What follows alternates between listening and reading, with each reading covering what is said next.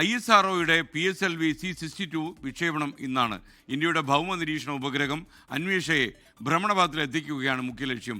ശ്രീഹരിക്കോട്ടയിലെ Satheesh Dhawan space സെന്ററിലെ ഒന്നാം വിക്ഷേപണ തറയിൽ നിന്ന് ഇന്ന് രാവിലെ 10:18 വിക്ഷേപണം നടക്കും.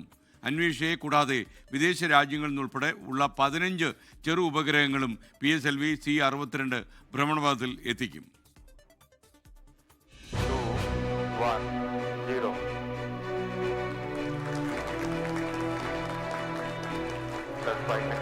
പോളാർ സാറ്റലൈറ്റ് ലോഞ്ച് വെഹിക്കിൾ അഥവാ PSLVയുടെ 64ാമത് വിക്ഷേപണമാണ് ഇന്ന് നടക്കാൻ പോകുന്നത്. അതിർത്തി നിരീക്ഷണം, ദേശീയ സുരക്ഷ തുടങ്ങിയ ലക്ഷ്യങ്ങൾക്കായുള്ള അന്വേഷ എന്ന ഭൗമ നിരീക്ഷണ ഉപഗ്രഹത്തെ 17 മിനിറ്റ് കൊണ്ട് PSLV C-62 ഭ്രമണപഥത്തിലെത്തിക്കും. DRDO ആണ് ഈ ഉപഗ്രഹം നിർമ്മിച്ചത്. ഹൈപ്പർ സ്പെക്ട്രൽ ഇമേജ് സാങ്കേതികവിദ്യ ഉപയോഗിച്ച് ഭൂപ്രദേശങ്ങളുടെ വളരെ വ്യക്തവും കൃത്യവുമായ ചിത്രങ്ങൾ പകർത്താൻ അന്വേഷയ്ക്ക് കഴിയും.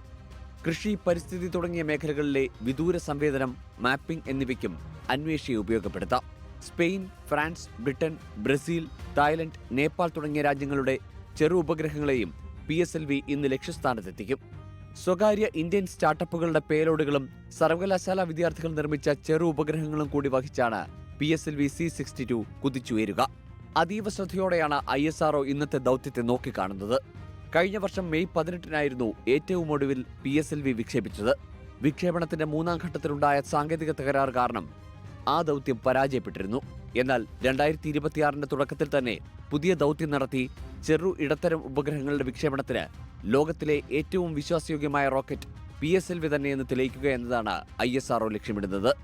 ഒപ്പം വളരെ വേഗം വളരുന്ന സ്വകാര്യ വിദേശ ബഹിരാകാശ പദ്ധതികളിൽ ഇന്ത്യയുടെ സ്ഥാനം ഉറപ്പിക്കുക എന്നതും. പ്രജൻസി കണ്ണൻ, സയൻസ് ഡെസ്ക്, 24. ലോകത്തെവിടെയായാലും ഏത് സമയത്തും 24 വാർത്തകളും ഓഗ്മെന്റഡ് റിയാലിറ്റി പാക്കേജുകളും എക്സ്പ്ലെയിനറുകളും വിശദമായി കാണാൻ ഞങ്ങളുടെ യൂട്യൂബ് ചാനൽ നിങ്ങൾക്ക് സബ്സ്ക്രൈബ് ചെയ്യാം.